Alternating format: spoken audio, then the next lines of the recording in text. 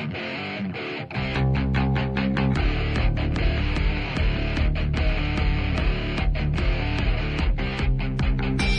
lies and buying time, killing people next in line. Lower class and social slime, they don't matter. Genocide, sick from water, sick from air. Making money, they don't care. Caesar shit, force of air. Fuck them back, it's only for they bomb. They shoot, they kill, they massacre, rape. They burn the kids, no one leaves countries. Lie to your face, fight and die, 'cause God forgives.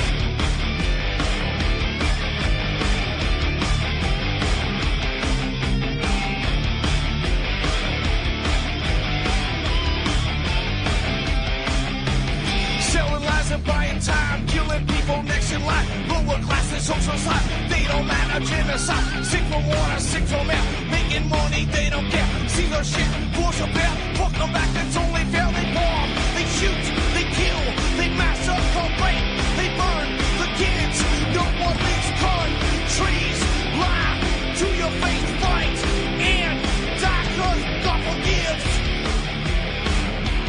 Yeah. Coming back around again.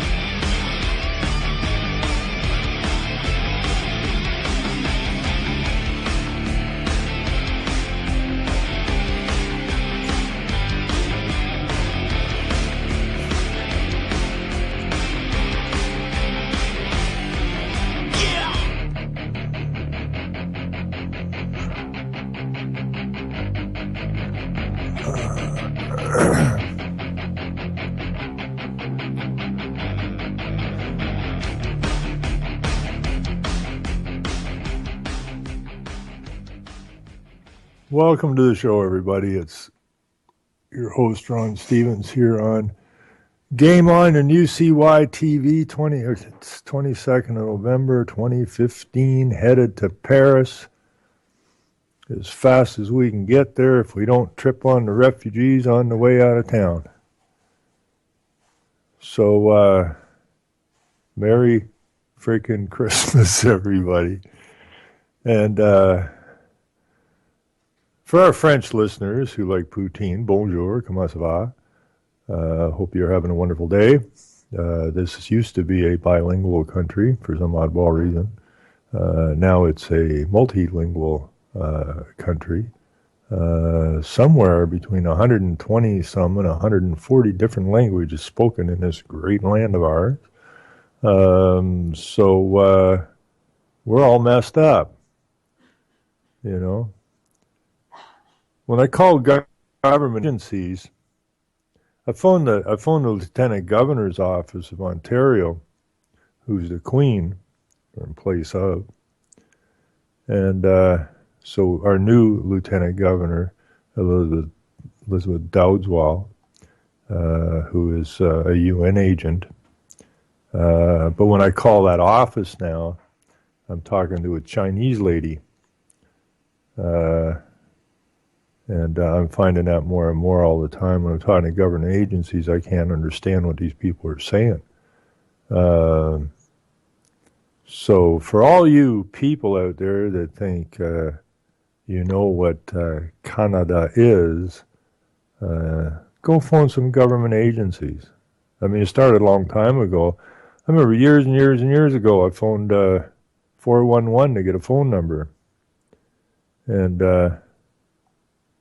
I'm talking to somebody I can't barely understand. And I'm thinking, where the hell who am I talking to and where are you? Like, I phoned 411 looking for a phone number. Oh, yes. Well, you don't speak English very good. Well, we're in the Philippines. So when I dial 411, or at least when I did, I imagine it's still the same. When I dial 411 looking for a phone number, 2 counties over, somebody in the Philippines is looking up the phone number for me. You know, so what the hell's that all about? So now we've got mayors going to Paris for this climate change nonsense. Well, I know the one mayor local here who's going over, and this guy's a complete friggin' dolt. But he's a bum boy of the United Nations, and he does whatever they tell him because he's a mayor. And all mayors are bum boys of the United Nations.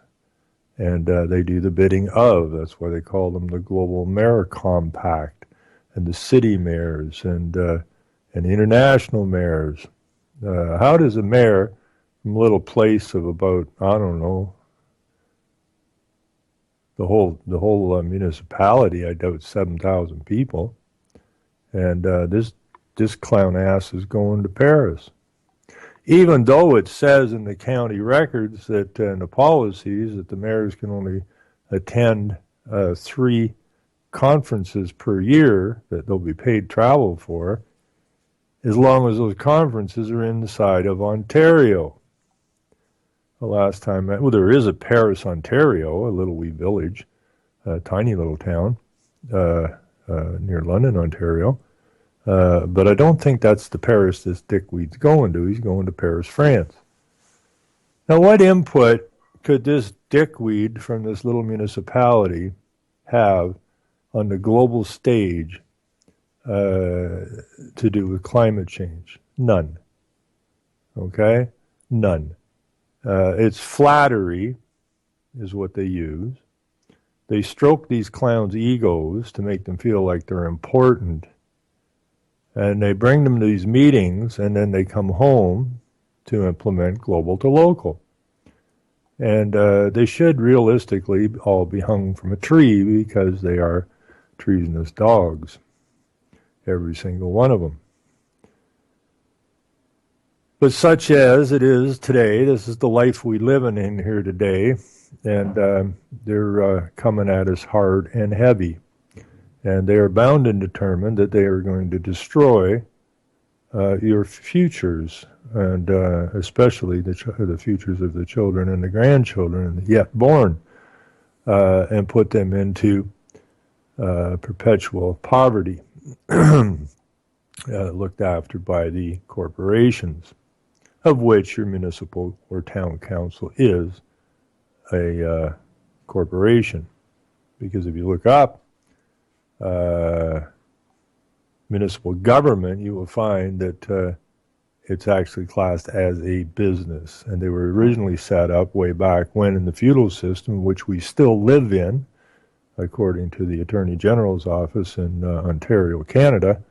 After many, many conversations with those guys, they finally admit that, yes, we still are in the feudal system. And yes, Canada is nothing more than a rebranded Hudson's Bay company, and that we're all subject to the corporation. That's why these corporate police are running around thugging you all the time. They're the Walmart police of the corporation. And you, my friend, are nothing. You don't exist. Not in the corporate world you don't exist. Only your legal identity exists.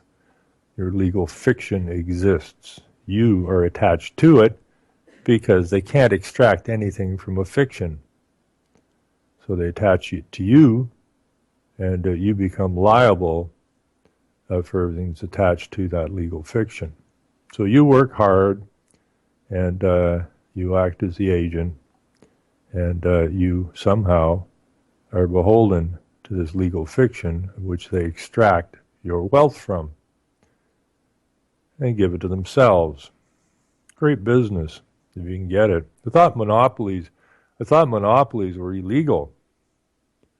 I'll have to look that one up. As far as I know, they're still illegal. That's when they busted up the oil empire south of us in America a long time ago.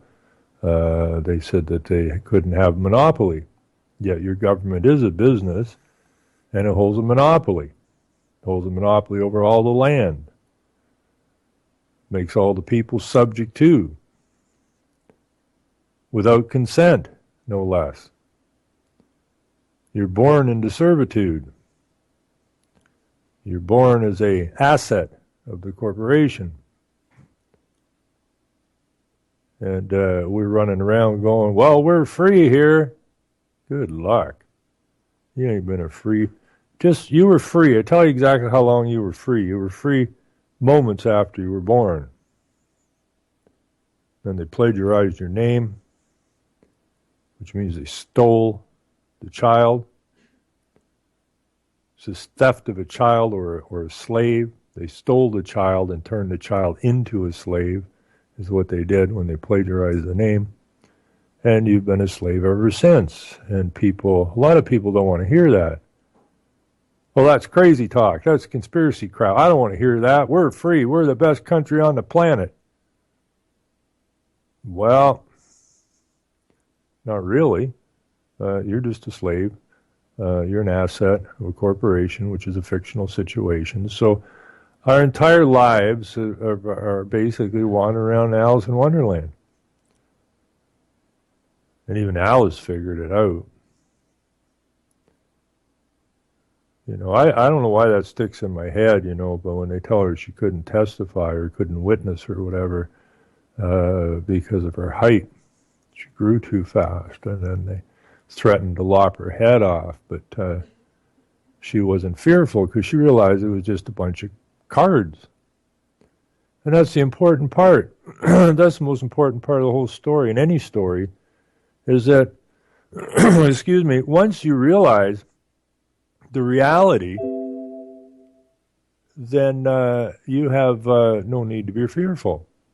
Once the fear goes away, then the house of cards is just that, a house of cards. It's just a bunch of cards. It means nothing to nobody except those that created the game.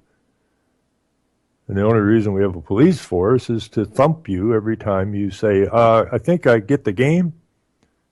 And they're supposed to rush in and make you submit back into your slavery status. But, thankfully, more and more people are waking up every day. And once you're awake, you can't be fearful. Nothing to be fearful of. So, that's why they're trying to jam all this stuff down our throats so fast now. They've given up on this incremental nonsense. And that's exactly what the new Lieutenant Governor of Ontario said. She's sick of this incremental nonsense. It's taken too long. Let's just get it done. So she's sitting in place of the Queen, so we know what the royal family's up to. Most people have known for a long time what the royal family's up to. They're hooked to the hip to the Pope. Both of them are playing the role of God, and anything that they implement, any rule or regulation, is to be looked at it as for coming from God himself, and that you must obey your Creator. But then the Creator says that do not take away or add to my law.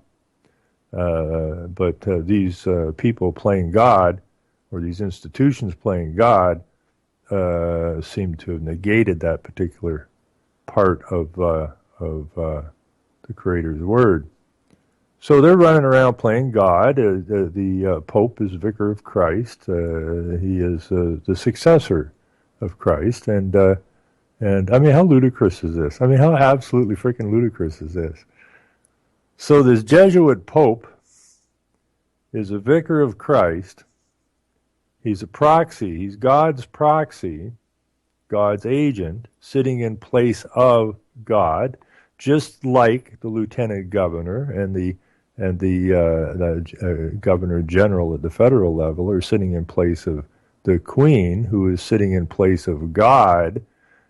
So when they put through law, which isn't law at all, it's color of law, but when they put that through, it is to be looked at and adhered to as it came from God himself. That the Creator told the Queen or the Pope to say this or to write this, and therefore it is universal law. And we must abide by it. Well, it's absolutely ridiculous. Unless the Pope and the Queen and all the rest of these lunatics running around playing God, unless they got a contract somewhere from God or the Creator, saying that, I'm really busy right now. I'm off in another universe here, and I ain't got time to dick around with this place called Earth, or the people I created, or the creation I created. Do you want to look after it for me? Yeah, I'll put you in place of me, and then anything you say will be as if it came from me, and people must abide by it. And that's the kind of fictional world we're living in. And so all of your laws and that's why this is called the rule of law. And because it goes back to the Creator. Okay, these are the rules. This is my law. Okay, so they usurp, or they say they're successors to, or agents of, or proxies of, and that they have the right to write law, and that we must abide by it because they're in place of. So when the lieutenant governor or the governor general at the federal level, when the legislature sits and they're lawyers, and the Creator doesn't have too much good to say about lawyers or scribes or Pharisees or religion, when they sit there and they write this garbage for their friends who own other corporations, or trying to figure out ways to steal from your pocket, they sit down with their lawyers and their bankers, and they figure out the financial scam that they're working on of late. And so they write their legalese into it, and then they pass it in the legislature. All in favor? Passed. Now, it doesn't mean anything at that point. Means absolutely nothing. It's just a bunch of buffoons with a bunch of lawyer buffoons and a bunch of banker buffoons and a bunch of politician buffoons who are all agents and or employees of the Queen / the Creator, God. And it's not until it's signed into law by whoever's sitting in place of Queen at the time, who is in fact sitting in place of God or the Creator. And this is what makes their so-called law so powerful, apparently. But it's all a fiction. It's all just stupidity on our part. You know, I don't know who allowed this to happen in the first place. You have, a bunch of nutbars wanting to play king way back when. I'm the king of the castle. And so the king that's in the castle gets overthrown, and the new king moves into the castle. So now he's the king of the castle, and now he is the, or she is the new god, and that makes no sense at all, because it says that we're supposed to do unto others that we would like done unto ourselves. Well, who wants to be beaten into the ground or held in slavery? Nobody I know. So, how this got really started, I don't exactly know. It's way back when, back to Rome, okay, because it was Peter who the Pope said that they are succeeding. So this is the Church of Peter, because he was the first vicar of Christ, apparently, according to the Catholics. And so now we have the popes, who are the successors of Peter. And so who has dominion? Creator said he gave us dominion, but the popes and the queens and the kings said, well, not exactly. He put us in charge, so actually we have dominion. It makes us the creator. That's why we can create law. Otherwise, we wouldn't be able to create law. But the Creator said that he put us in his place, and therefore we have the ability to create law. Well, they know they don't have the ability to create law. That's why they create color of law. They know it's not law. That's why they have to have a force in order to make sure that we submit to these laws, these color of law things, these legislated rules, regulations, so that, we can't challenge it. We can challenge it, but they won't allow the challenge to go through. And so it's just concocted fraud. And fraud is against the law because fraud harms people. So we've been deceived. We were told not to be deceived. We allowed ourselves to be deceived. And now we have these people pretending to be the Creator telling us what we can and cannot do, even though it says, do not add to or take away from my law. Just like in our Charter of Rights, it doesn't say rule of law. It says principles and supremacy of God and the rule of law. And the rule of law is an add-on.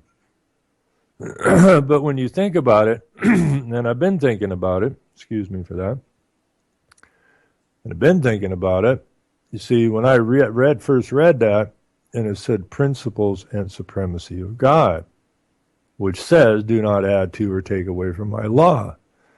Excuse me. And if you look up a legal definition of rule of law, you should come across something that says, or just put in rule of law as an ambiguous term, and you should come up with some legal definitions of it. And one of the definitions is that that any law that's written that does not adhere to the law of God or the Creator is in fact no law at all. But they don't pass law, they pass color of law and then give it to force, who runs around and beats you into submission. So it is not law. But when I got thinking about this principle and supremacy of God, it wasn't until somebody alerted me to this divine right of kings. And when you look up that, you say, I see. So what exactly are they talking about when they say principles and supremacy of God? Are they talking about the rules and regulations laid down by the Creator, or are they talking about themselves who say that they are the vicars and or the agents and or the proxies of the Creator? Is that the God they're talking about? Are they talking about the corporate God? Seems to be. But nobody I can find in government wants to discuss that phrase. Nobody. When I'm talking to lawyers at the Department of Justice, federal, they refuse to even go there, even though it's the preamble to the Charter. And these are the constitutional lawyers at the Department of Justice. They want nothing to do with that line, even though anybody with half a brain knows that whatever the preamble says, everything else has to attach itself to that statement. That's the basis, and that's the reason for the preamble. But they seem to want to ignore that preamble. Now, they want to ignore it because either if you can go into court and say, well, this rule, regulation, color of law, force of law thing you created or passed adds to or takes away, and you're not supposed to do that because you have supremacy of God and the principles, and that's one of the principles, do not add to or take away from. Okay? In other words, people are free, and you will not enslave them, unless, of course, you can deceive them. And then we were warned on that as well. You know, let no man deceive you, but if you get deceived, if you're stupid enough to be deceived, then, well, you get your just deserts, I guess. You become a slave.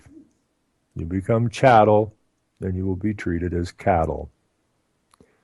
And that's exactly what's happened, because that deception is where legal and human came from. You are cattle, an animal. Human is, according to research I've done, is, and the UN says it is that humans are destroying the planet, but humans came from great apes. So they didn't come from the Creator, they're evolved from a great ape. Now, yet they're playing God. They're the successors, and I mean, if you think about this, they say they're the successors, proxies, agents of the Creator, who created man. But they're calling us humans, and they're stating specifically that humans evolved from apes. Oh, wait a minute. You're playing God and evolution. Now, what was the point of evolution? Evolution was the great deception. okay? Because they turned you into animals. Because you've been deceived. So then they attached their legal fiction to you and made you liable for all of the debt that God's successors create through their corporations. Freaking brilliant. I mean, I don't know what these guys were drinking when they sat down and schemed this nonsense up. But I can't take away their sneakiness, and I can't take away their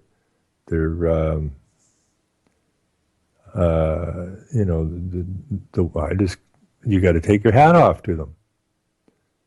I mean, these people are truly evil, and they run the world. And so when, we have these multiple false crises, people spend all this time dealing with it. It's a reaction to something that happened. And we got to get by this reaction nonsense. Because they keep pulling these false flags off, of which they've always done, in order to move public opinion or put fear into people or whatever reason, create a new country, at World War II, which gave us UN and Israel, just out of the blue. Look at that. They just created something. They must be God. And they killed a whole bunch of humans, but then they're just chattel, slaves, cattle, animals. So no real loss there. And so it goes. So, we react to this stuff like in Paris and 9/11 and all of this kind of stuff. And we always see the outcome of what happened after this false flag, this crisis creation. You get enslaved even more, and the hammer comes down on you even harder, and your wiggle room, your freedom doesn't appear to be that what it says in the constitutions anymore. That seems to be vaporizing quickly, as by per plan. But we people, we just we react. There's a faction of people out there. Whenever one of these things happen, immediately believe the news reports. That it was some terrorist group or a bunch of Muslims with box cutters, and then you have the other faction who are smart enough to understand it's just another inside job.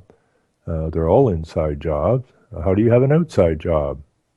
They're all connected to each other. They're all member states of the United Nations. How can it be an outside job? They're all inside jobs. All of them. But we're still reacting, and they just keep moving along. And we have to stop this reacting stuff, and we got to put our frickin' foot down somewhere. Enough is enough. We got to just do what got to get done. And I got a call this morning from one of the guys. He called me yesterday too. And then Farmer George jumped in on the call, and it had to do with them having to go and pick up their charges or something. It's almost like a police drive-through station now, right? The police call one guy and say, we've charged you guys with obstruction, and so you need to call these people, which were also at the farm, and tell them that they're also being charged for obstruction. So the police aren't calling these people or going in to see them.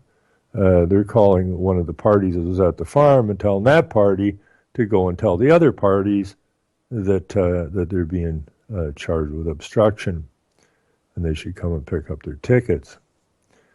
And I was talking to Michael Schmidt's wife yesterday, and it's the same thing. I said, first of all, Words are so very important, and that's why I use those three in particular. I have a legal dictionary. I have the King James Bible search engine. I have the etymology search engine. I have an old Webster's from 1919 or 1923 or something that I use. Because you need these search engines just to understand the language. And anytime you add to or take away from, you change the meaning of. Okay? And, geez, that sounds like the Creator. Don't add to or take away from my law. But, the fight seems to be over raw milk. And if you think about that for a minute, what do you mean by raw milk? What comes out of a cow is milk. It's not anything but milk. Okay, they added the word raw to it to give it a negative connotation. The government did, the corporation did, because they and their buddies started up the Milk Marketing Board, and they don't want any competition. So they put a negative on the word milk, and tell people it will kill them if they drink it. And but then they turn around and they bastardize what came out of the cow by cooking it and by taking stuff out and killing all the good in it, and then adding stuff to it. So in fact, that what is being sold in the grocery store is in fact not milk. What came out of the cow was the milk, and then you screwed with it. Now it's not milk anymore. Iron ore is iron ore until you smelt it and heat it and cook it and change it, and then you turn it into steel by adding other agents to it and whatnot. So it's not iron ore anymore, but they don't call it raw steel. They don't call iron ore raw steel. Iron ore is what it is. It's iron ore. And from that, you manufacture something else, which is now not iron ore anymore. Just like the milk that comes out of the cow is milk, but once you put it through a manufacturing process, it's obviously not what it was, therefore it is no longer milk. So what I was telling Michael's wife yesterday, I said, you guys need to start a campaign to force the province to stop using the term milk on this product that they sell.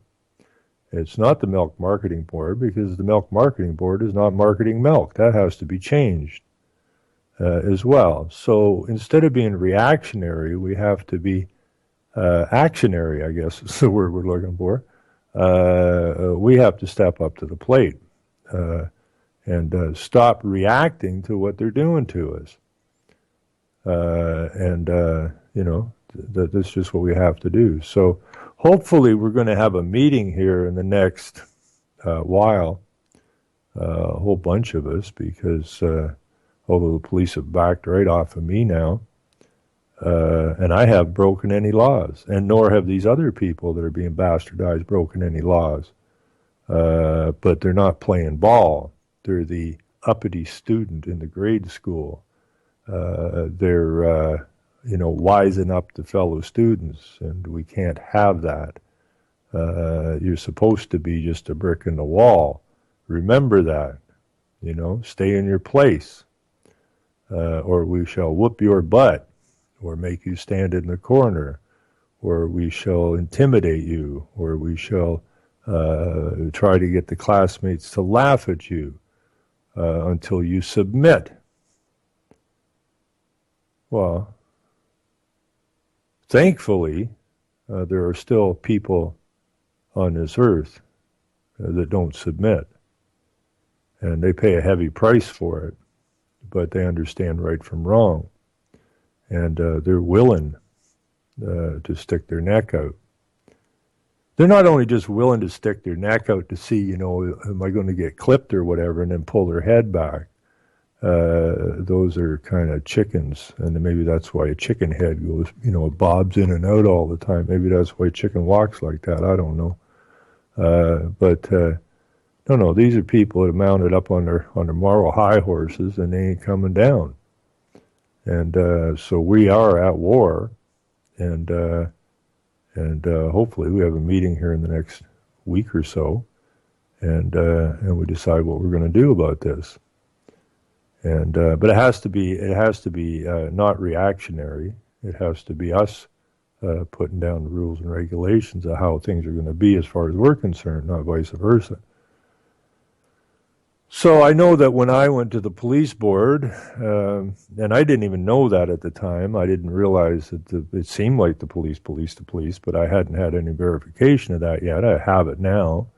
But it seemed to me that because the municipality is teamed up with the police, who they pay, who they contract with, and the municipality seems to be able to call the police to do their bidding for them, and the bidding of other corporations, that something didn't smell right here.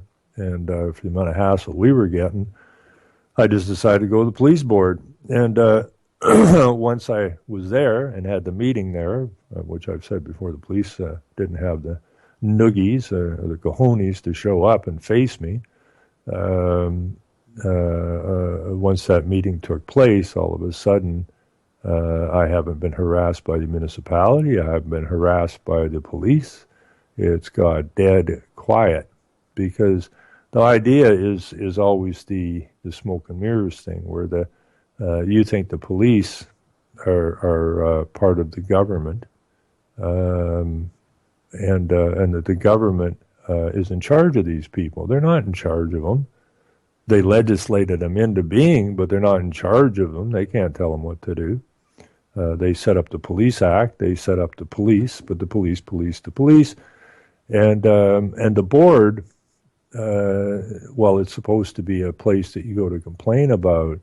But once you understand that the police are hired or contracted by the municipality, and that these police are running around harming people, and it's your taxes that are paying for this rogue group of people who apparently, other than allegiance to the Queen Crown, have no allegiance to anybody, and they're basically free to do whatever the hell they want. And if they do screw up and, I don't know, maybe shoot somebody, then it becomes an internal investigation, of which the police, unless it's a really outrageous thing, and unless there's a ton of film to back up the outrageous act, most cases it will say that it was justified. The officer felt uncomfortable or threatened, and therefore he had the right to blow some bitch away. And that's how it operates. So that's that. So I'm really looking forward to the next few weeks here, to see if we can't put our heads together. This group of people who have been designated, this kills me, designated as a group of people up in the hills there. Now, the hills aren't as big as the hills in Tennessee, but it's kind of what it reminds me of. They're speaking in detrimental language about these people who are salt of the earth type people, who wish nobody any harm, but also at the same time don't wish to be harmed, and all they've experienced is harm. And so now the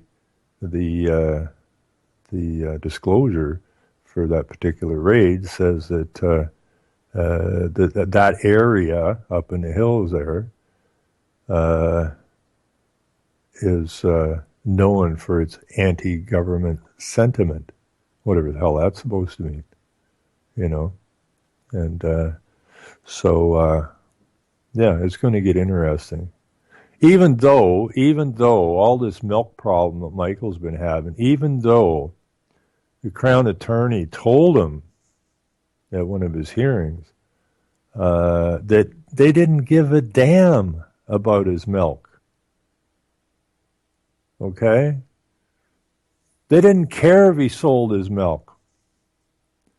Well, then what's he been fighting 21 years for? He doesn't even want to sell it. He's not selling it. He's never sold it. Okay? He turned it into a farm share. So he's not selling it. But the Crown attorney said, we don't give a damn about your milk, Michael. If you want to stay up in your neck of the woods and sell all the milk you want to sell, nobody's going to bother you. It's all rural area up there. Nobody's going to bother you. Just stop bringing it down here to the Toronto area and making yourself visible. So even though it's supposed to be against the law to sell or distribute what they call raw milk, which is incorrect because nobody is moving raw milk. They're moving milk. Period. It's milk. But here you have the Attorney General saying, or Crown Attorney, excuse me, saying that we don't give a damn about your milk. Right? Sell all the milk you want. Just don't bring it down here. Don't be visible. So, that tells you how solid these so-called laws are. They're not solid at all. Anyways, let's see. I'm going to run through.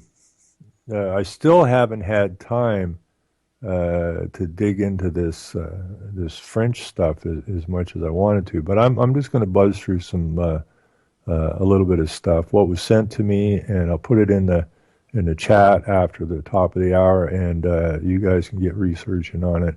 Now, there's a song that Pete Seeger used to sing. Now, I ran into this, I don't know, a year ago maybe. I was doing some research, and that kind of ties in with this French nonsense. And because apparently, and that I also have to do some research on yet, but apparently the United Nations Universal Human Rights Doctrine is based upon the French Constitution. Now, that's the word I got, and I haven't had a chance to verify, but it sounds reasonable. Now, there's a song that Pete Seeger used to sing, and it was called Internationale. Okay, and I'm going to see if maybe I can't dig that up again. But apparently, that is a song that is basically international socialist song. Okay, and that's what we're headed towards here: international socialism.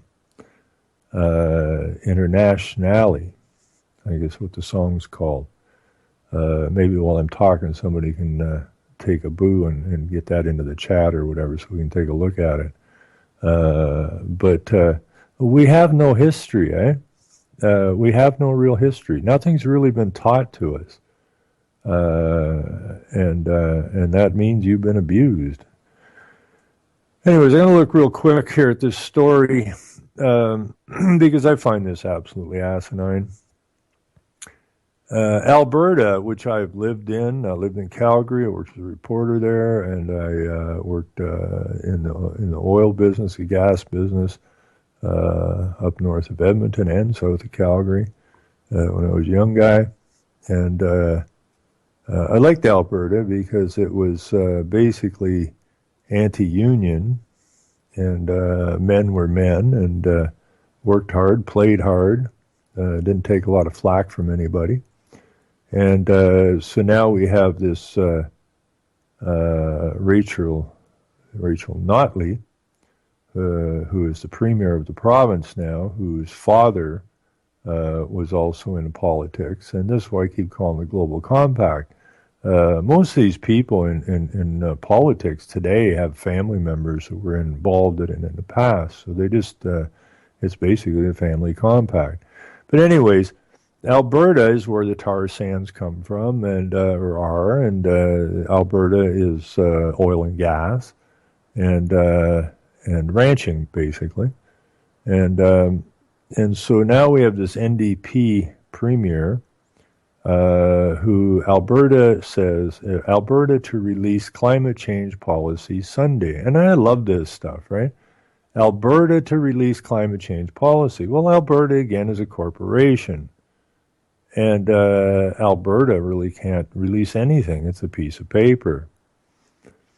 These politicians, well, hey, Alberta did it, not me. Well, Alberta can't really do anything, so somebody had to do it, and that's where that book of directors liability handbook we're going to have to bring back into play here, because these people, even though they're working as agents and their legal capacity is that of an agent, the agent can't do anything. It's a fiction.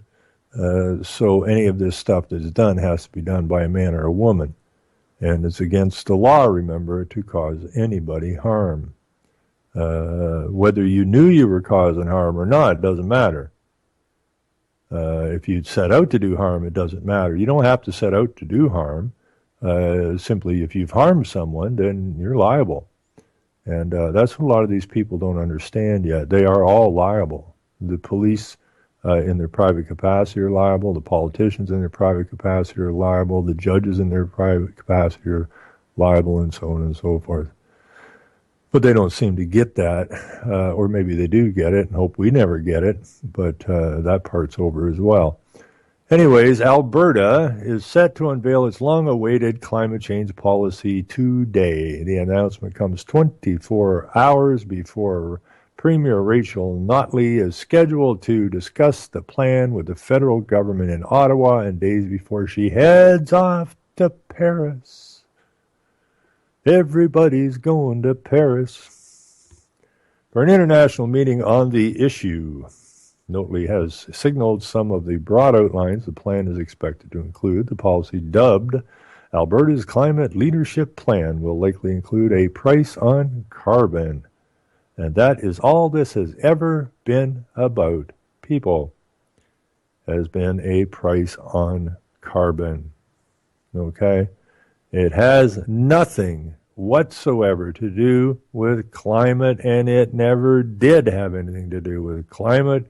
Climate is simply the mechanism to move the agenda forward on. And for if anybody's listening and still thinks that climate change slash man-made global warming, or vice versa, is real, get over it, please. Alberta has announced plans to eventually charge $30 a ton. Now, last night when I was reading from the Financial Post, they were talking about a $10.90 some odd cent, I believe it, or 80 some odd cent charge on greenhouse gas. Now we have Notley here, or Notley, wanting to charge $30 a ton.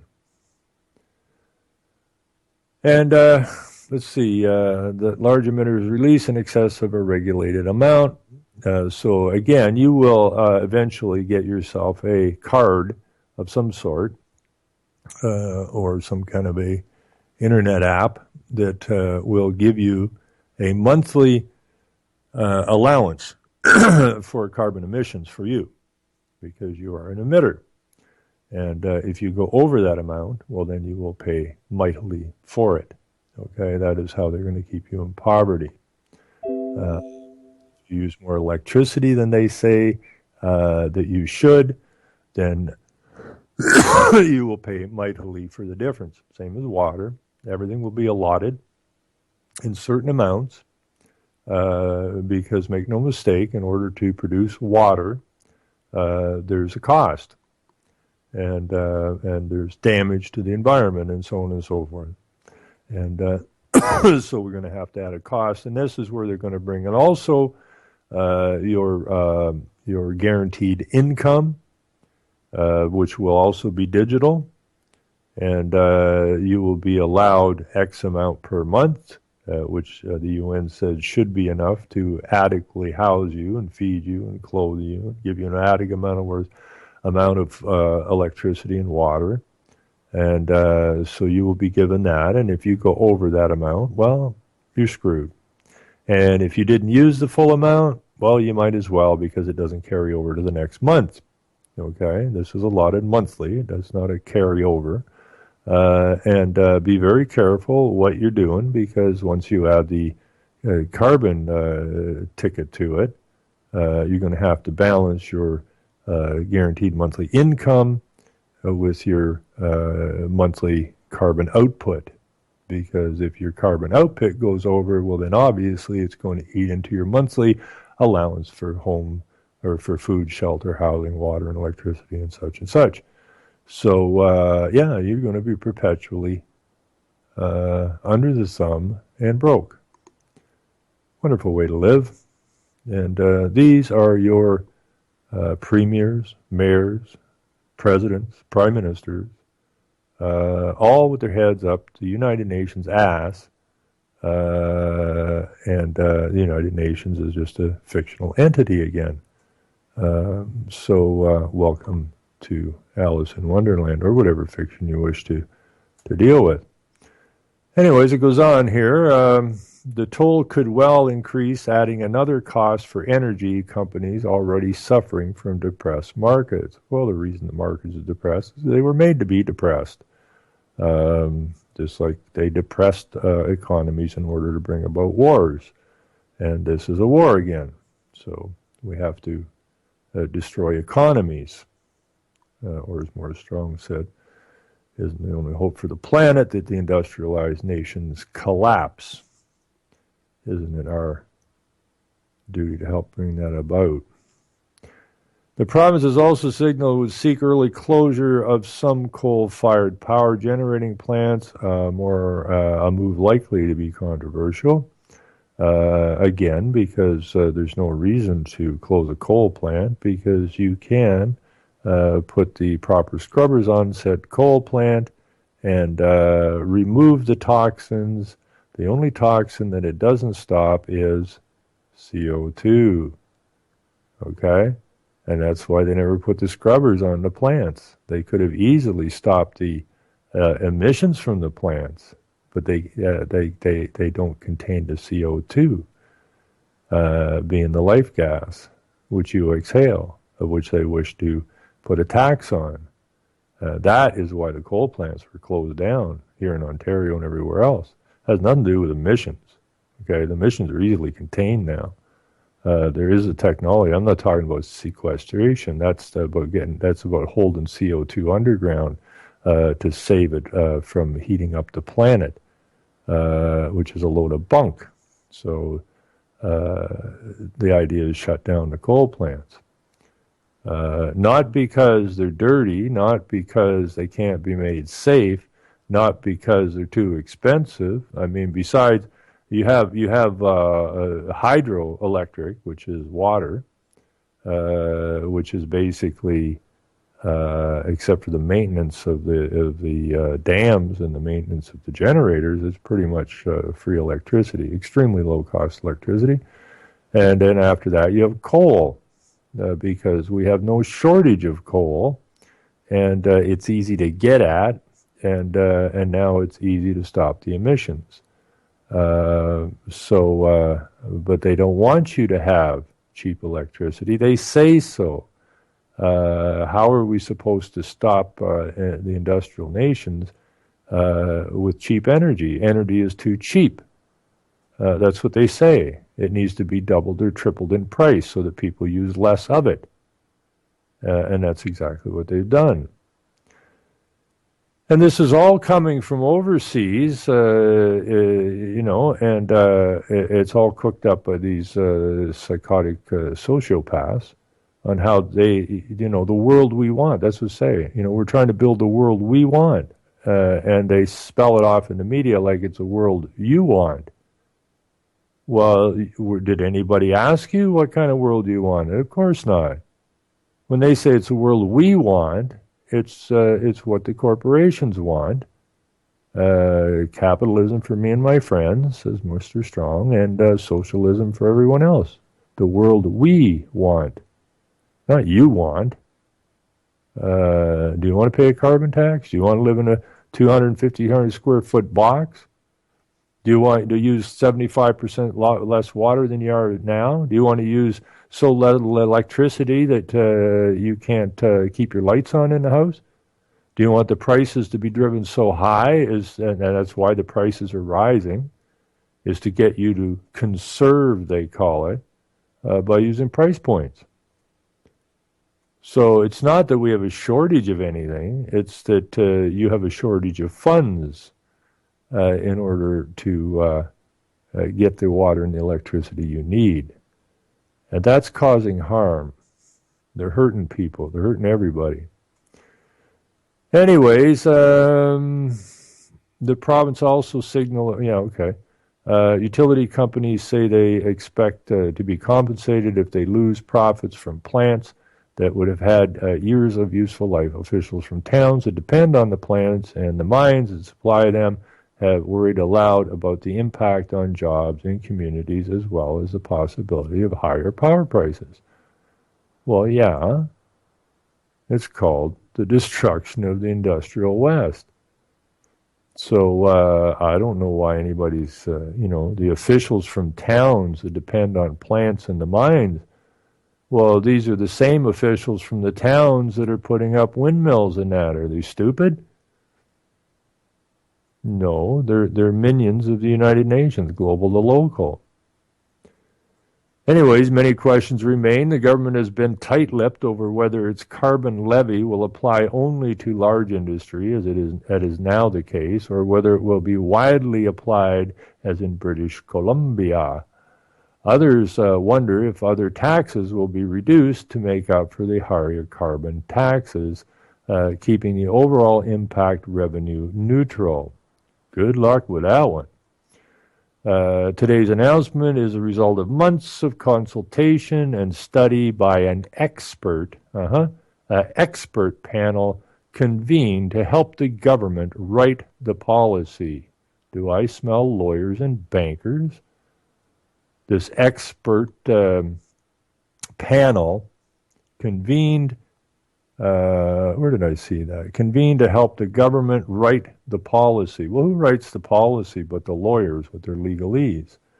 And who's trying to figure out what these carbon credits are worth in that? Well, I don't know, the lawyers and the bankers. So your expert panel of bankers and lawyers are writing a policy. Andrew Leach, a University of Alberta energy economist, led the panel, which received thousands of pages of submissions from citizens, industry, and environmental groups. Notley has maintained that not only is such a policy necessary for the global environment, but also needed to make it easier for bitumen from Alberta oil sands to find new export markets. The failure of the Keystone XL pipeline proposal in the U.S. was blamed, at least in part, on Alberta and Canada's neglect of climate change issue. It's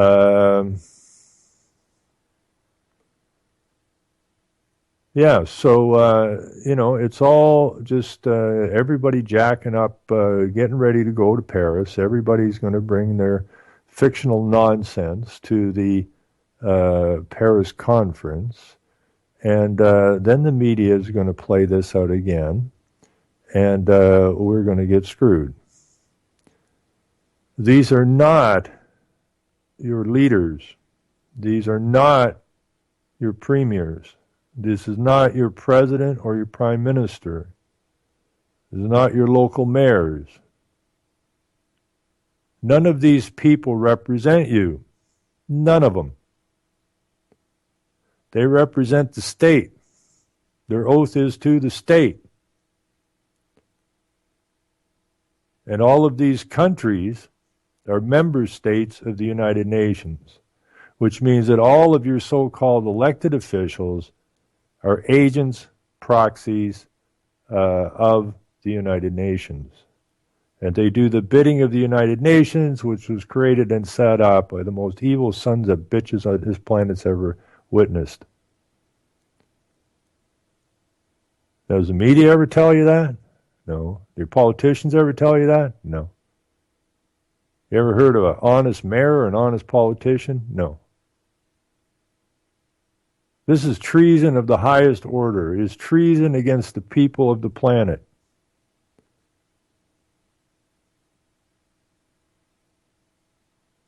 And they're smiling at you while they're lying to you. But you've been deceived, so I guess they can say whatever they want now. And it really doesn't matter, does it? Because once you've been deceived, you're under their power. And they can do and say whatever they want you to, and you will abide by whatever color of law they stuff in place. If they tell you, I'm living I'm living on the shore of Lake Huron. Now that's a huge, huge, huge body of water. And you'd be a long time emptying that puppy, or in the other Great Lakes. But we have to conserve.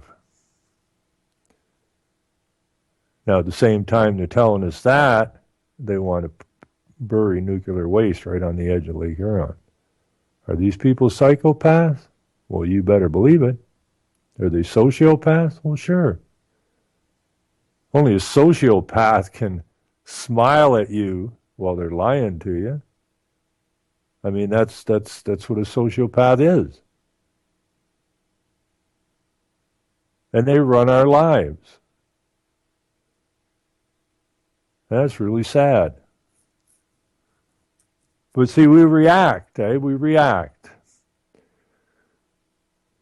People read this stuff and, oh, that's great. This is wonderful that they elected her because she cares about the environment. On the other side, we have, what is with this nutcase? Doesn't she realize that Alberta is all about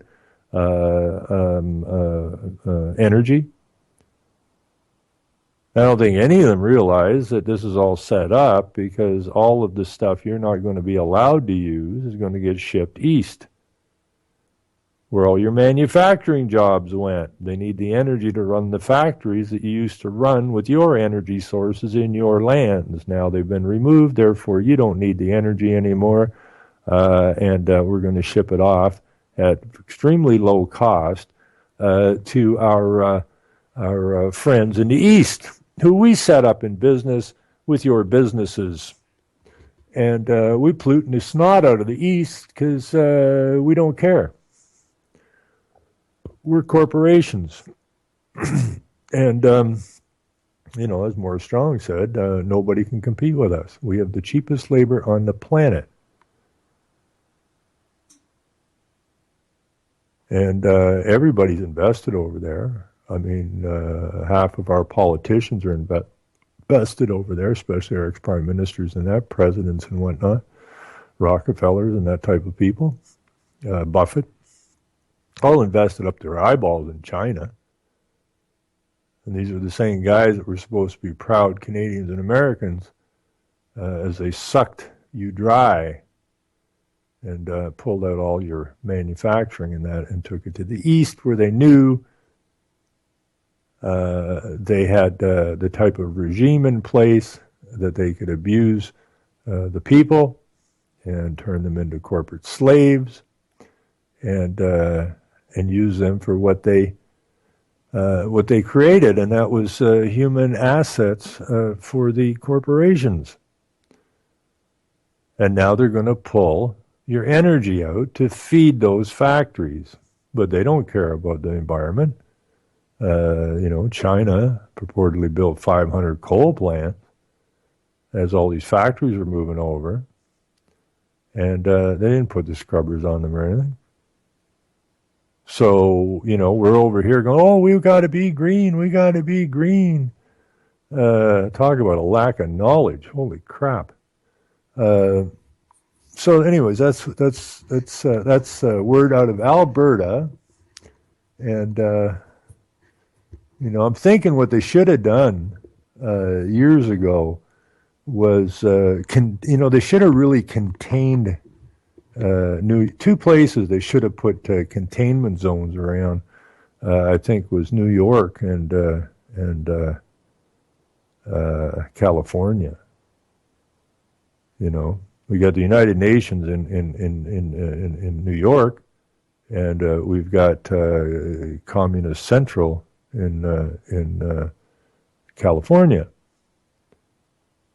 And the rest of the country and the rest of North America is pretty well, just people trying to do their best and mind their own business. But you got New York and California. I mean, California is where I think the League of Nations was being pushed through there. And also, that's where the signing, I believe, of the United Nations was. The original agreements was in California. And the rest, my friends, is history. And we got to change history. Somehow, some way. Now, over to France for a little bit. And I don't know how this is going to work out for me, but we're going to see.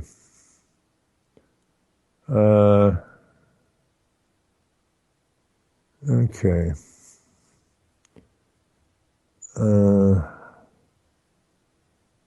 Just before I get there, though, I want to do this. This is from London, Ontario, and a Denver firm wins back to the river design contest. Now, I particularly like this because this is straight out of the Rockefeller Foundation. Now, I know the people reading the London paper won't understand that, but it is.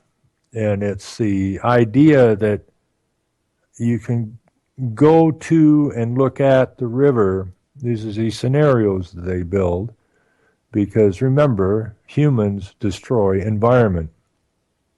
So this Denver firm wins this back to the river design contest. And this is exactly where we're headed to. And what we're seeing here is a picture, basically. They have a walkway out over the river. So it's like a horseshoe kind of thing, where you walk out it and then you come back to land. And you can go to the river. And it ain't that great a river. I mean, it's just a small river going through London, Thames River. And I don't know what this thing could possibly cost. By the look of it, a considerable amount of money. Making the river a focal point. But Civitas and Stantec say their design intends to integrate and balance many forces and factors into a cohesive, connected, and accessible river. Their inspiration to develop places, spaces, venues, connections, and movement that enable the broadest possible range of personal experiences. When I was a kid, it was called a river. And the rivers usually had beaches on them. You want to go down to the river and go fishing, or you want to go down to the beach? But no longer. It's about spaces, venues, connections, movement that enable the broadest possible range of personal experiences. Well, that lingo is straight out of the Rockefeller Foundation and the United Nations.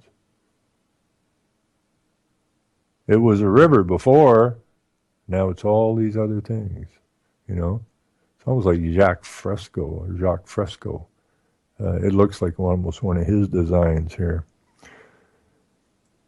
Spaceyland, eh? The firm says they are hopeful the river will once again become the heart of London, as it was for Lieutenant Governor Simcoe and the early settlers, who they researched while creating their vision. It's all about a vision. If you look at what we designed for the Forks, what I would ask you to see is that our focus is on making a place for people to really connect to the river and downtown together, said Mark Johnson with Civitas, which is an old Roman term. You could stroll from downtown with a sandwich, have a seat. You could go skating in the winter, or you could get a boat and fish. And you could just relax and watch the sunset, as the mayor said. And all mayors have their head up the UN ass, and all entities of the UN. But that's what the mayor says. Johnson is thrilled to get their plans construction ready. My experience tells me that investing in this river at this time will make a significant difference, especially for downtown, he said.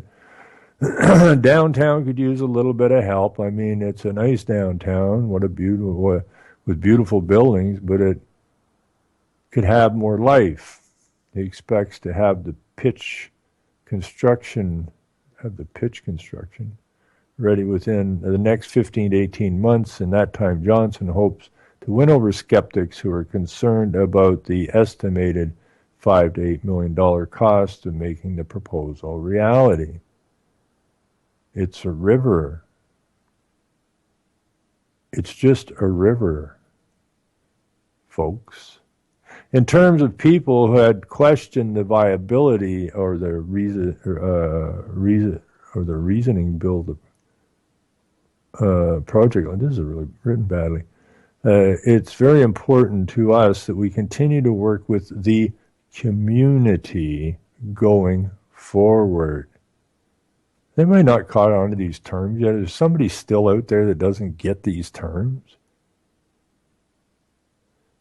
Just because we have a design and beautiful drawings and that design has been picked does not mean that we should go build that. We need to have an engagement process with the community as we go forward.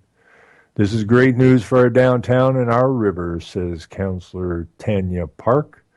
Londoners will be able to enjoy and experience the Thames River like never before.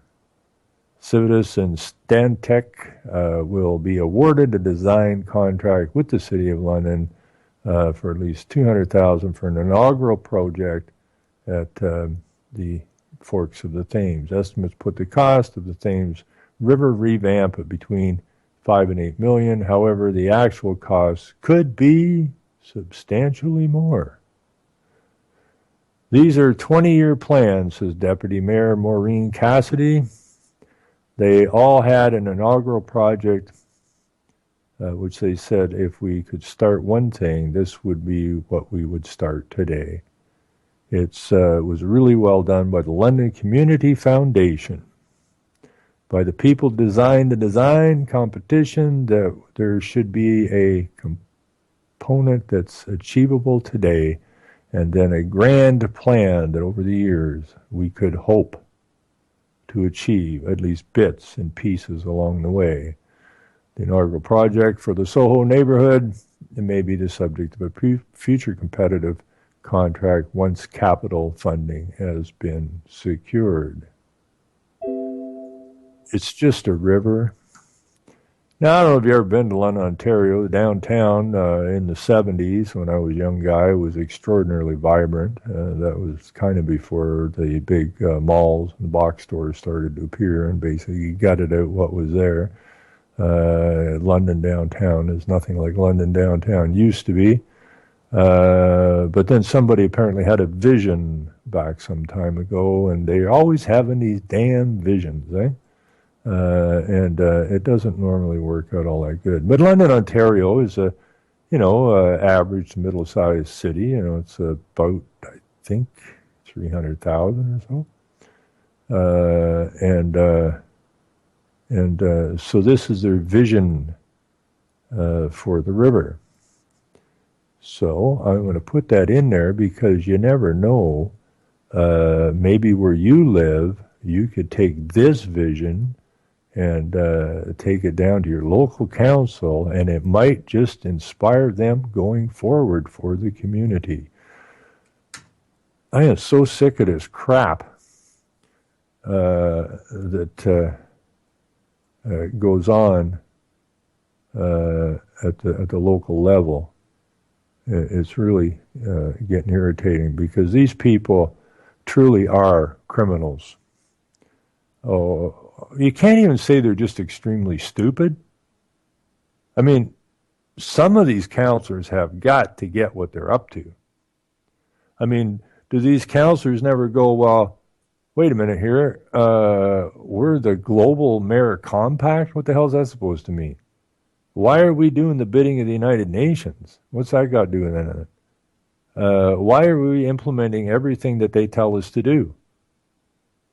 Aren't we supposed to be like a municipal government inside a country? Aren't we destroying our own nation state? This just in, local council, please be prepared to start funding and implementing an agenda to bring in thousands upon migrants into your local neighborhoods. Oh shit, we better get right on that. Moving forward, we have a vision to open our arms and our doors to the unfortunate migrants, the refugees, that are no fault of their own were turned into refugees and migrants. And we, being the empathetic good people here in Canada, open our arms immediately at the local level, as we did to bring in windmills and destroy your water and your electrical. It is now time to implement this new vision. I mean, what the hell? Did they not get any of this stuff? I mean, they just keep pumping this stuff at them, and they go, oh, geez, we're supposed to have another vision statement.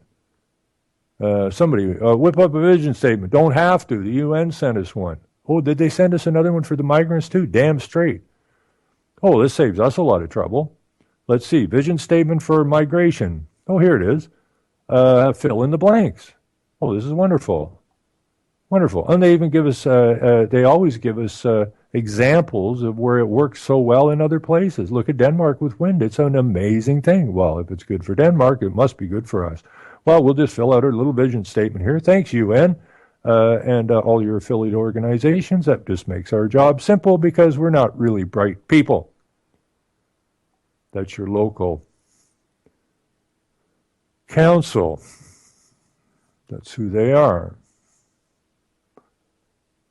A bunch of not very bright people, but in being not very bright people, they're extremely dangerous people because they have such sensitive little egos that once you know how to stroke it and how to flatter these people, and they believe that anybody that could question at any template coming out of the United Nations, that anybody that would question it is somehow a conspiracy theorist. Stupid little people. Anyways, I got to try here. Okay, this is what I got. I think I got enough time to buzz through this. France's answer to terrorism. Okay? Now I would like to do more on this. I wish some people who listen to this show or in the chat would jump in and jump in on the research train. Because there's lots of stuff out there that still needs to be uncovered. While we generally get the overall drift of what's going on here with great detail, there's always something that's attached to something that is today that came from history from a long time ago. And I think that's what we have to, that's what's necessary to get by this reactionary stuff. People reacting to the next thing. I mean, Paris is going to be forgotten like so fast it's ridiculous. Okay, but it is a crisis that was created in order to bring forward something that they're trying to do. Okay, I think that the one that lasted the longest, which was the meanest crisis and the meanest sacrifice to happen on Western soil, to bring it down to the Twin Towers. But even it, except for the hardcore people, waned pretty quickly. Forget about the Muslims and the box cutters, for crying out loud. Just forget all that stuff. We got to save the Muslims and the box cutter people by opening our borders to them. So don't look at the past, look at the future. We're going forward now, all that kind of garbage. Anyways, I have a nice little picture here. This was sent to me by Duck, I think, when we were talking about France on one of the shows, and it comes from somebody called the Sovereign Man. I don't know exactly who that is. It's a blog. But he does a fairly good quick overview of this. France has answered to terrorism the law of suspects. Now, this is the same law that they brought down in the United States after 9/11. It's the same law, the terrorist law, that they brought down in Canada. On April 5th, 1793, and I really encourage people to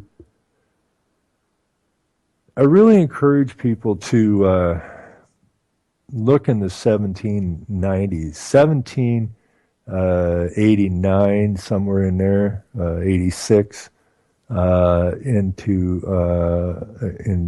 to the late 1790s.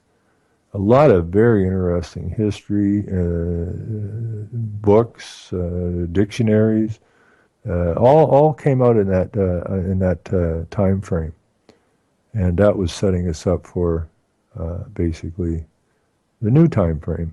Always going to a new order, a new world. I'm not sure if I read this before, but we're going to buzz through really quickly again, and then we're just going to go and look at some other stuff.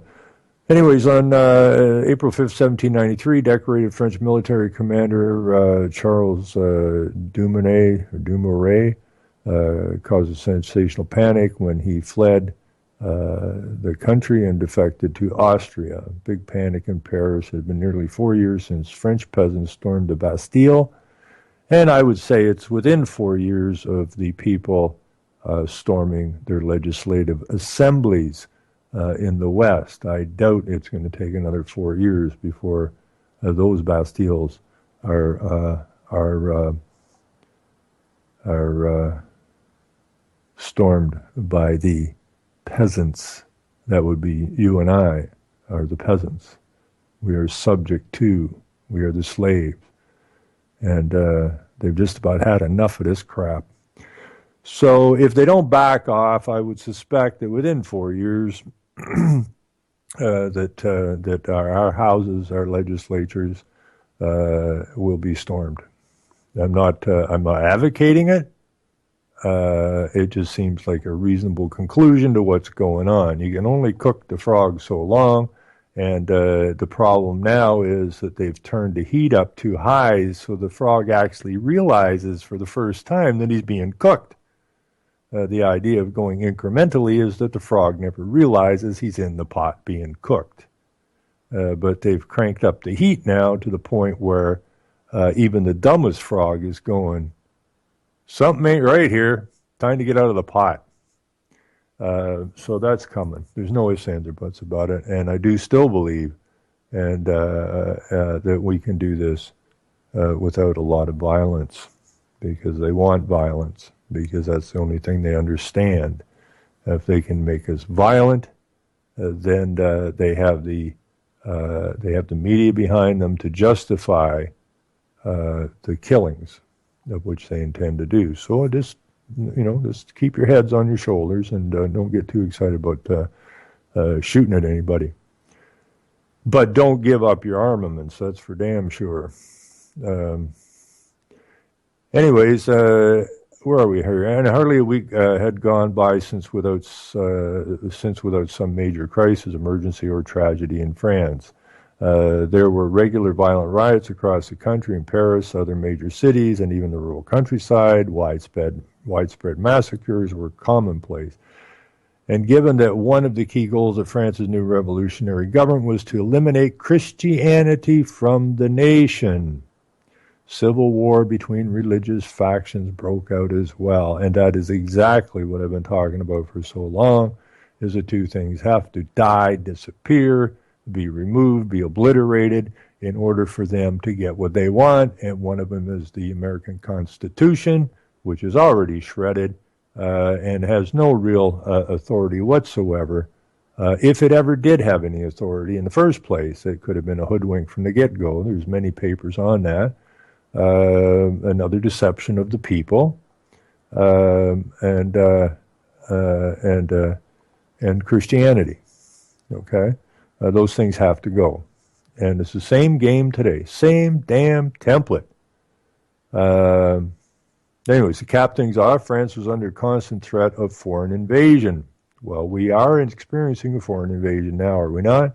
It's called multiculturalism, and now they've ramped it up with the influx of Muslims from the Mideast. Austria and Prussia were not only waging conventional wars against France, but both nations were sent highly trained agents to infiltrate French borders to pursue violence and chaos from within. Now that goes back to Cicero, talking about treason from within. And our treason from within really is foreign affairs. Okay? If you study foreign affairs, you realize that that is the international arm of the business, which undermines us from the international side without us ever knowing about it. Well, that is a foreign invasion. It was exhausting. French people were living in perpetual fear. We see that today everywhere. And the wanton death of innocents had become an unfortunately normal part of life, which we see every day on the TV, of which I am certainly glad I don't own one, because then I would subject myself likely, whether I meant to or not, just flicking around on that dumbass clicker I used to own, trying to find if there's anything worth watching on, and I would likely trip over one of these multitude of media channels who would be telling me about the wanton death of innocents had become an unfortunately normal part of life, but apparently necessary for some oddball reason. So when it was found that Dumouriez, a French citizen, had defected to the enemy, people ain't enough was enough, and they cried out to the government to save them. The government listened. The very next day, on April the 6th, 1793, the new French government established the Committee. Who's that? Who? Oh, well, I have to get back to him. Sorry about that. I just got a phone call. Hopefully, that was Enos again, and hopefully we're going to have our meeting soon. That I look forward to. Anyways, back to this stuff. Let's see. The government established the Committee of Public Safety, though it was originally known as the Danton Committee. Now, people need to look into this because Committee of Public Safety, the ministry that our police are under here, although not bound to the ministry and not touchable by the ministry, but under the ministry, is actually called Corrections and Public Safety. No kidding. The committee was given broad emergency powers since it was a time of such crisis. Excuse me. And under the leadership of Maximilian Robespierre, Pierre, Robes, whatever, the French people got their protection. He passed the law of suspects, allowing the government to essentially imprison anyone they wanted for any reason. Sound familiar? It was impossible to tell friend from foe back then. You never knew if someone was a loyalist or a Christian or an Austrian spy or any number of counter-revolutionaries. Sound familiar? So people were required to carry special certificate indicating that they were good and dutiful citizens. Those without would be imprisoned and potentially executed. Now, this is from 1793. I could have put 2015 on this and read the same story. The University of Chicago estimates that nearly 30,000 people had died in prison or executed as a result of this law. Now, the other estimates I'm going to is talking about 300,000 people. Then there was the law of maximum, which attempted to stabilize an ongoing financial crisis by fixing the price of goods and services in the country. The law also imposed the death penalty on those who did not follow the rules. They also passed the law of 22, which awarded the committee even more power to arrest, try, and execute anyone deemed to be suspicious or disloyal. The law also prevented anyone accused of a crime from being able to call witnesses or have a defense counsel. Now, this is talking, that's total international law there, okay?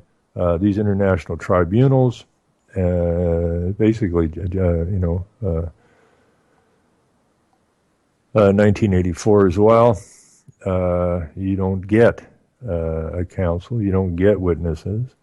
I've read reports in England, people bucking the system over there, and they're not really bucking it, they're just trying to bring truth to the matter, have been kidnapped from their homes, taken, held without bail, without the ability to call a lawyer, brought into a tribunal with no witnesses allowed. It's already happening. I had a guy call me from Switzerland years ago. That's way back when we were doing shows on Blog Talk Radio, which I don't recommend you go there because it's permeated with UN messages and should not be listened to at all. But when the guy called me from Switzerland, he said, we don't have dissidents in Switzerland, or we have dissidents, but what they do in Switzerland, and that's what they plan on doing here as well, is they take you to a psych ward and deem you to be incapacitated mentally, and therefore they can hold you indefinitely because they're there caring for you, and they don't charge you with anything, and therefore you never get your day in court. So you're just kind of disappeared into an institution. And, we hear a lot about everybody's having emotional problems, mental problems. They build new psych wards and that. So those are basically the new prisons, okay? The new political prisons, if you will.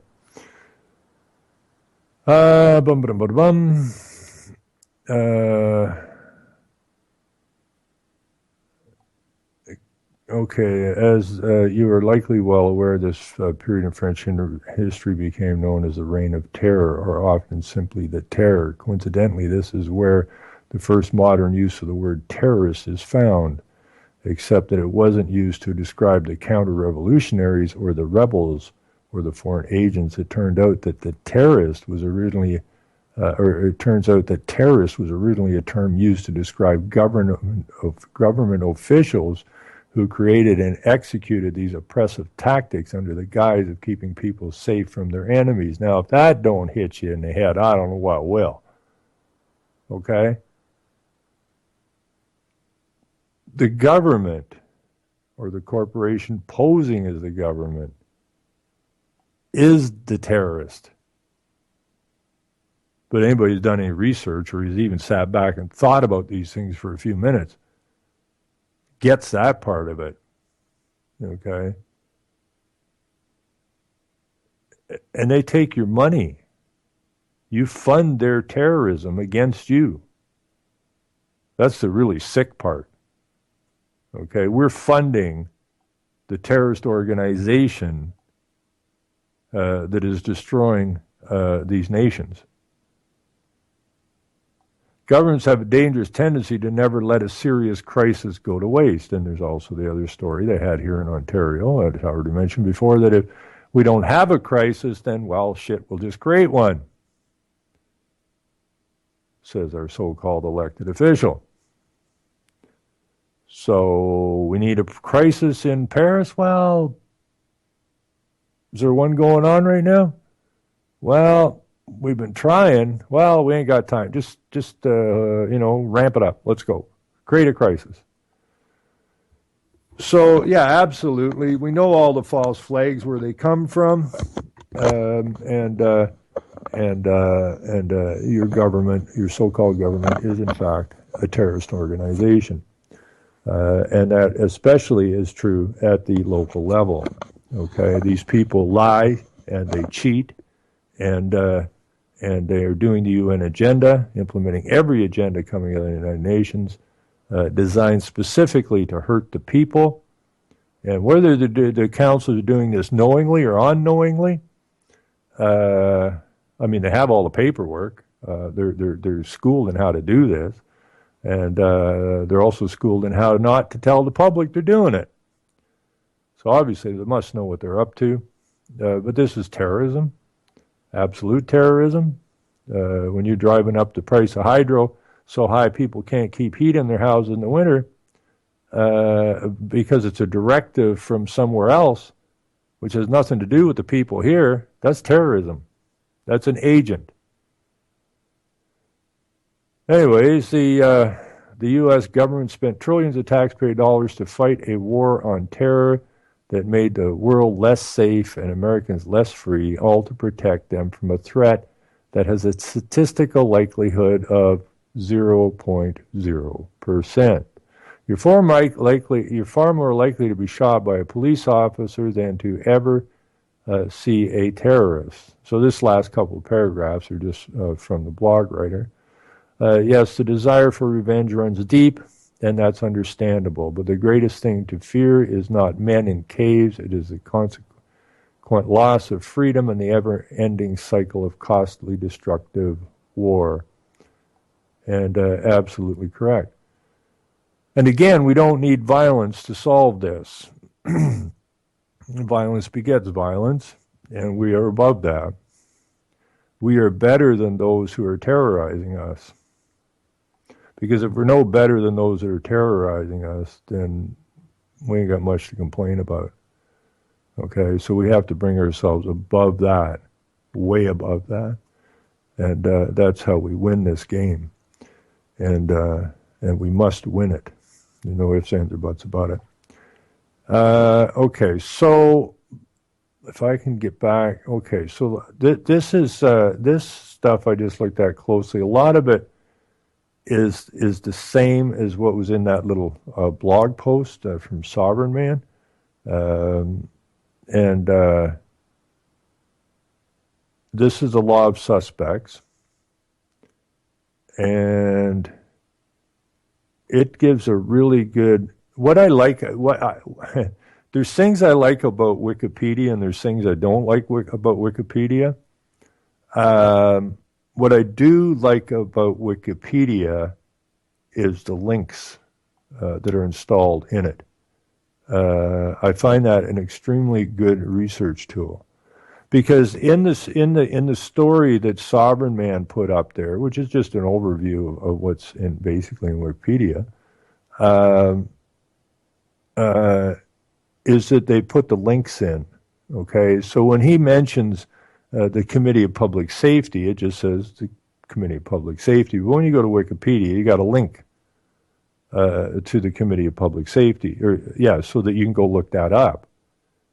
And from there, you can find names and whatnot, and the names are probably linked, so that you can do a whole lot deeper research, or you can take a name, or you can go and put in Committee of Public Safety and use a little bit different search engine to bring up a book or something that was written back in that time frame about the Committee of Public Safety. So, people go, well, can you really trust Wikipedia? Well, you can't really trust anything, can you?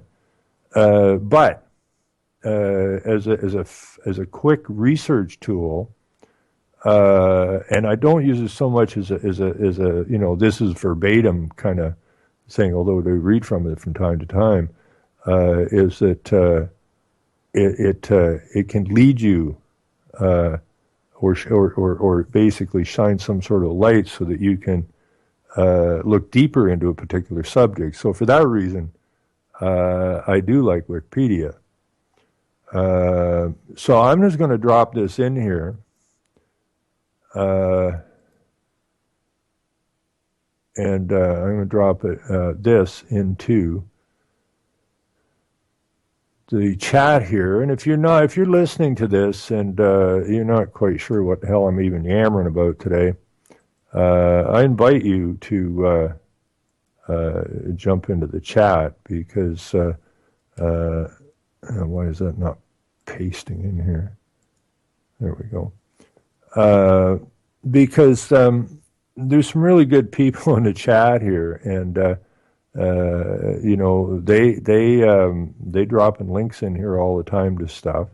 Some of it is relevant, not relevant what I'm talking about. That's not that important. It is relevant to the overall problem that we face every day now. So if you're not in chat, consider dropping in. People are really friendly, really nice. The language is, for the most part, pretty clean. And these people actually care. So, if you listen on an app or something, by all means, jump into the chat. You'll be glad you did. Meet some new people. These are not conspiracy theorists. These are people that care about you and your futures, and the future of your family. And that's what this whole show is about.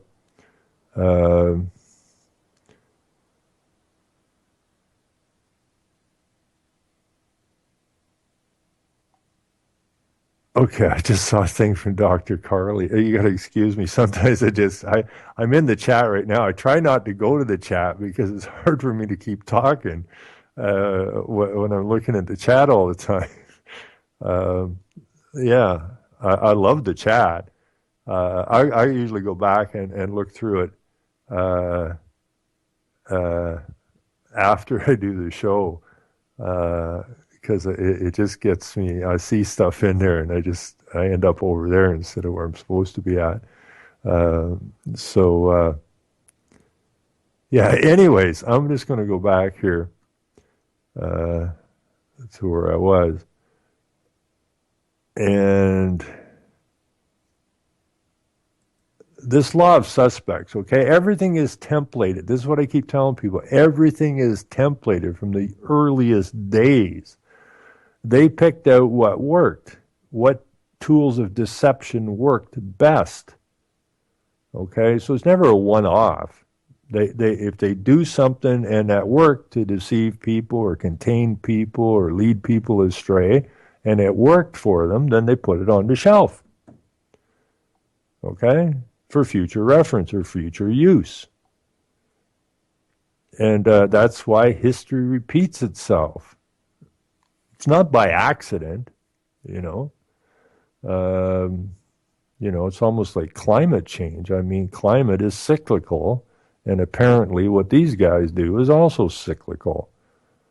Law of suspects, anyways. Note this decree should not be confused with the law of general security, which is also French, also known as the law of suspects, adopted by Napoleon in 1858, that allowed punishment for any prison action and permitted the arrest and deportation without judgment of anyone convicted of political offenses after 1848. The law of suspects was a decree passed by the Committee of Public Safety. And so you can go to the Committee of Public Safety, right? And you can look through that and find out what that was all about. Okay, the Committee of Public Safety was created in 1793 by the National Convention and then restructured in July 1793, formed the de facto executive government in France during the Reign of Terror, a stage of the French Revolution. The Committee of Public Safety succeeded the previous Committee of General Defense, established in January 1793, and assumed its role for protecting the newly established republic against foreign attacks and internal rebellion. As a wartime measure, the committee, composed at first of 9 and later 12 members, was given broad supervisory powers over military, judicial, and legislative efforts. It was formed as an administrative body to supervise and expedite the work of the executive bodies of the convention and of the government ministers appointed by the convention. As the committee tried to meet the dangers of a coalition of European nations and counter-revolutionary forces within the country, became more and more powerful. In July of 93, following the defeat at the convention of the moderate Republicans, the prominent leaders of the radical Jacobins were added to the committee. The power of the committee peaked between August 93 and July 94 under the leadership of Robespierre. In December 1793, the convention formally conferred executive power upon the committee and established a virtual dictatorship. So this is and what is the United Nations? Okay, the United Nations is basically being set up as a global dictatorship. Okay, and that's exactly what is being set up. So there's a whole slew of links in here, and a whole pile of information in here.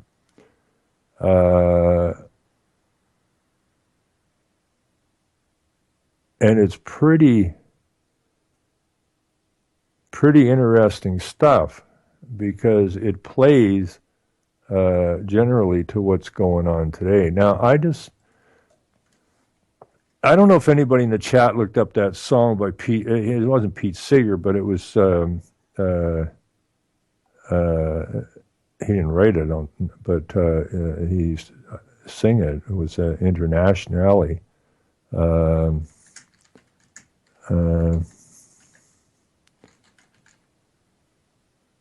don't know if there's an E on that, and let me just see real quick if I can find that because it has a lot to do. The international song, internationally. Okay, let's take a quick look at this. The Internationale is a French, widely sung left-wing anthem. It has been one of the most recognizable and popular songs of the socialist movement since the late 19th century, when the Second International, now Socialist International, adopted it as its official anthem. Now, Socialist International, Gro Brundtland was vice president, I believe, of that, and Willy Brandt was the previous president of Socialist International. The NDP, of which we have NDP government in Alberta, in Canada here now, is a member of Socialist International. Okay, and it leads you right over to the UNPA, United Nations Parliamentary Assembly, of where many members of the Senate and every political party, many professors, lots of NGOs are all members of. Okay, so Socialist International, and you go back to what Morris Strong said, okay, is that he believes in capitalism for him, his friends, and socialism for everybody else. Anyways, the title arises from the First International, an alliance of workers which held a Congress in 1864. The author of the anthem lyrics, Eugene Potier, attended this Congress. The original French refrain of the song, I can't say that, okay, in English it means, this is the final struggle, let us group together, and tomorrow the Internationale will be the human race. The International has been translated into many languages. It is often sung with the left hand raised in a clenched fist salute. We've seen that salute a lot, and is sometimes followed in English-speaking places with a chant of "The workers united will never be defeated." The International has been celebrated by socialists, communists, anarchists, Democrats, socialists, and social democrats. It was also used by Republicans during the Spanish Civil War. So it spans the political spectrum. Okay. Now, let's see here. Let me see here. There's the original lyrics, and here's the literal English translation. Stand up, damned of the earth. Stand up, prisoners of starvation. Reason thunders in its volcano. This is the eruption of the end of the past. Let us make a clean slate. Enslaved masses, stand up, stand up. The world is about to change its foundation. We are nothing. Let us be all. This is the final struggle. Let us group together, and tomorrow the International will be the human race. There are no supreme saviors, neither God nor Caesar nor tribune, producers. Let us save ourselves, decree the common salvation, so that the thief expires, so that the spirit be pulled from its prison. Let us fan and forge ourselves, strike the iron while it is hot. This is the final struggle. Let us group together, and tomorrow the international will be the human race. The state oppresses and the law cheats. Tax bleeds and the unfortunate. No duty is imposed on the rich. The rights of the poor is an empty phrase.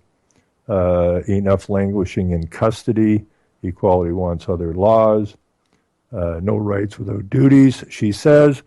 Equality, no duties without rights. This is the final struggle. Let us group together, and tomorrow the international will be the human race. Hideous in their hypothesis, the kings of the mine and of the rail, have they ever done anything other than steal work? Inside the safe boxes of the gang, what work had created melted by ordering that they give it back. The people want only their due. This is the final struggle. Let us group together and we'll be the human race. The kings made us drunk with fumes, peace among us, war to the tyrants. Let the armies go on strike, stocks in the air, and break ranks. If they insist, these cannibals, on making heroes of us, they will know soon that our bullets are for their own general, or for our own generals. This is the final struggle. Will be the human race. Workers, peasants, we are the great party of laborers. The earth belongs only to men. The idle will go to reside elsewhere. How much of our flesh have they consumed? But if these ravens, these vultures, disappear one of these days, the sun will shine forever. Now, that's quite the rallying cry, but and a lot of what I just read there's the lyrics sounds like a lot what I and other people say. The only problem is this is another hoodwink. Okay, this is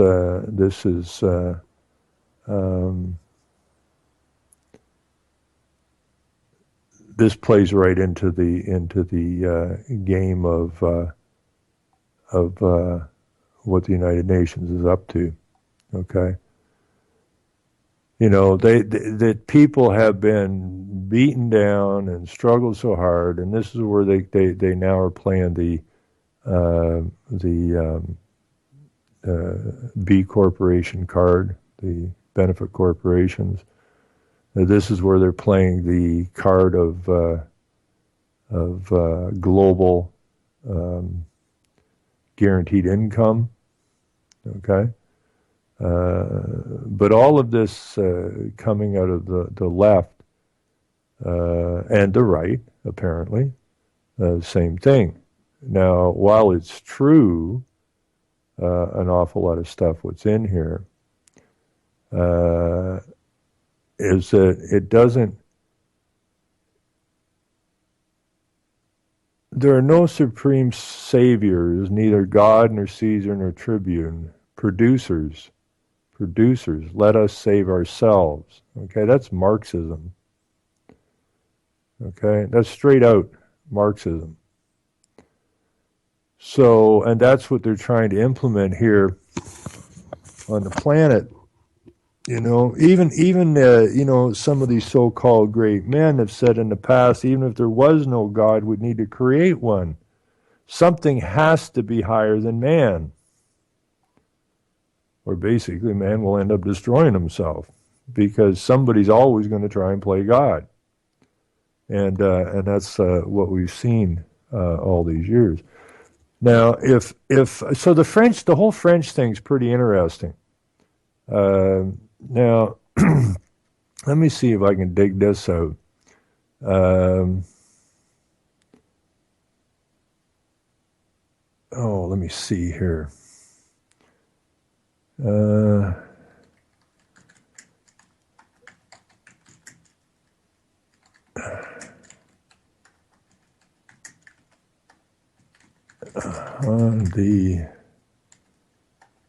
Let's see here.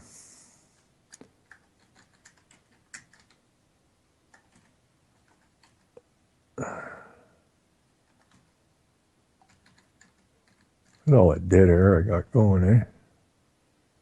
I almost don't have any voice left anymore after.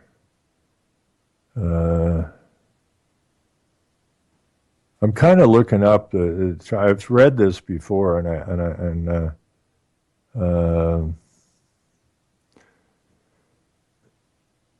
that the human rights of the United Nations is. Oh, here it is. Here is a picture of it. Maybe I can blow it up enough. Yeah, I think the human. This is what I read or something. Is that the human rights of the United Nations was based on the Declaration of Rights of Man and the Citizen out of France. Now I'm going to stuff that particular one in the chat. Maybe somebody can look into it deeper. I got so many freaking irons in the fire right now. This is getting very, very difficult to do the job that I'd really like to do on these shows. I'm doing the best I can. I got so many things going on, and like today I can barely speak. My voice is wore out. But take a boo into that, because my understanding is that, and this is back in the 1790s, and that my understanding is that universal human rights of the United Nations is based on this particular now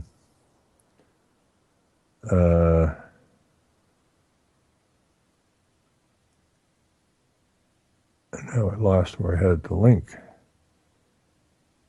Oh, here it is.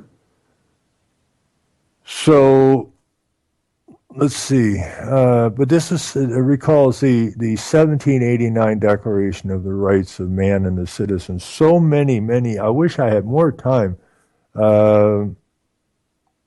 Okay, France also ratified the 1948 Universal Declaration of Human Rights, as well as the European Convention on Human Rights, and also the Charter of Fundamental Rights in the European Union.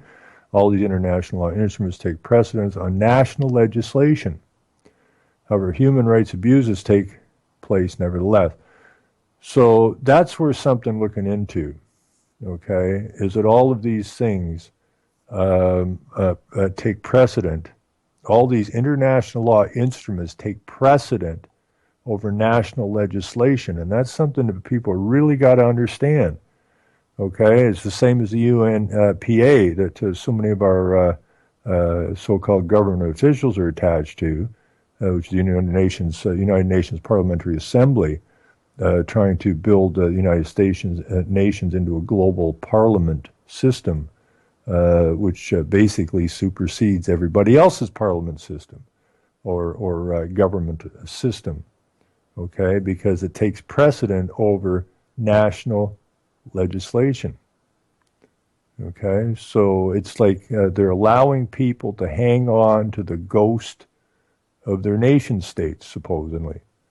Okay, people still believe, even though it hasn't been real for a long time, allowing people to believe that their nation states is sovereign somehow, when in fact it isn't. Okay, that was wiped clean a long time ago. And so we have to understand all of these things.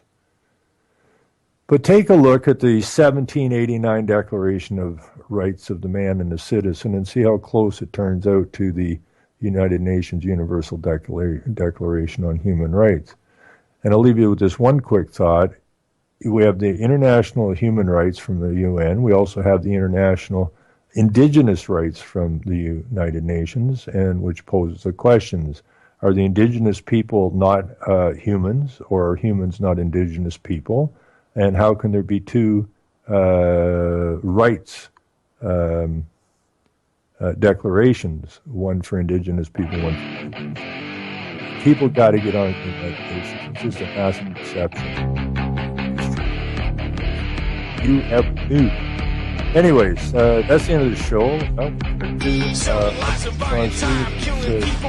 This is Game On, and we'll be back here Tuesday night, 7 o'clock. So go down and see them, and we'll talk to you then. Okay, everybody take care. Have a great weekend. And stick on guys. kids. No more links, countries, lie to your face.